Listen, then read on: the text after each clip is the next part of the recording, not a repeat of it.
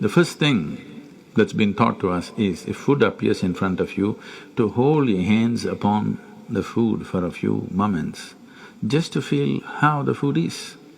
If something appears on my plate, if I just feel this, I know what to eat and what not to eat, what I should not eat.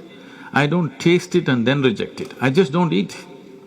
Because my hands are the first level, not tasting in the sense the tongue tastes, but knowing the food. First thing is knowing the food. You want to know a person, you guys go and shake their hands. I'm usually avoiding that, but that's a good strategy. But the food that's going to become a part of you, first thing is your hands. Even if you physically don't touch it, just being conscious and being there, it clearly tells you how the food will behave within you. Whether this particular food on this particular day, should it go into you or not, because every day your body is not the same thing. Every day, every moment it's different. If you feel the food, you just know whether this food has to go into you on this day or not. If that much awareness is brought in, we don't have to go on telling people what they should eat. Every meal they must decide what they should eat in that meal. There is no one prescription that this is what you should eat for your life. That will feel too claustrophobic, that only this I can eat. Your selection of food and consumption of food also must happen consciously. More than what you eat, how you eat it is also equally important. When I say how you eat it, these are all live substances. Every one of them had a life of their own, whether it's a plant, animal, vegetable, every one of them had a life of their own. Now in some way you're making food out of it, you must consume it with utmost gratitude.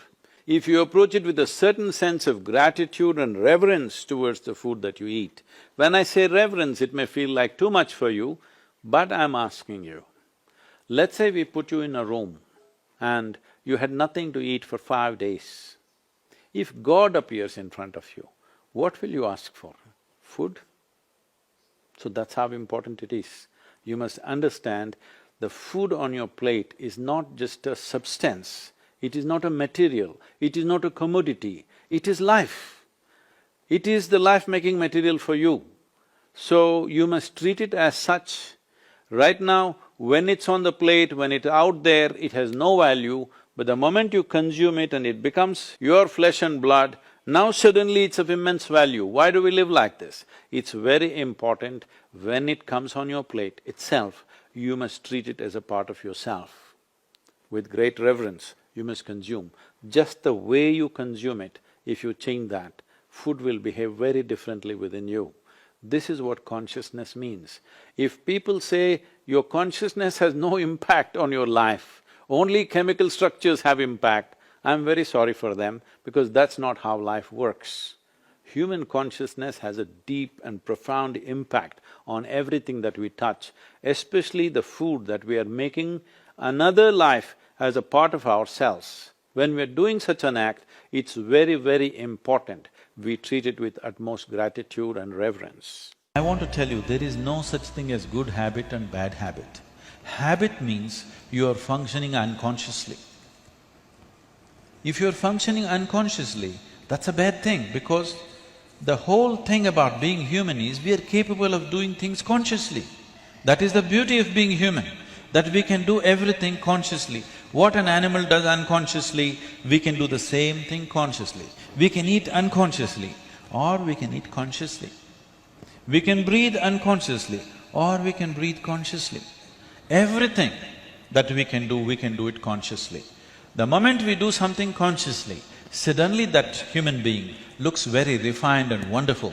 Just because somebody walks and speaks consciously, doesn't he become a beautiful human being? Yes or no? That's all. So why is it that we are trying to develop habits as if there's a good thing? Habit means fixed realities, where you don't have to think. You get up in the morning and it'll happen to you. No, don't try to automize your life. That is not efficiency, that is the efficiency of the machine. This one is supposed to function intelligently and consciously. Nobody is expecting it to function like a machine. So, about food and stuff, food must be suitable for the body that we eat. for? It is for the body. This is a building material for this body, the food that you're eating. What is the appropriate food?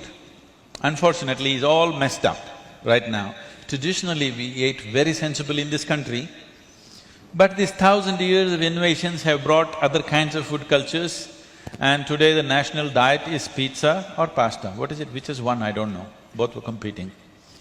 So, we are losing our sense about food. It's definitely time to look at what is the most suitable thing. If I go into that food, it's a very long process, but you must experiment with food, not just by the tongue, but by the body. You eat something today and see, just learn to observe how agile and how active your body feels after eating this food. If it feels like it wants to go to the grave, that's not good food. If it feels like it wants to be alive after eating this, except coffee, because that's a stimulant. If you eat food and your body feels very agile and alive, that means it's good food, body is liking it. If you eat something, it feels dull, that means it's not liking it, it's having difficulty with it, that's why it feels dull. So just on this basis, there's a much… this is a very simplistic way of putting it.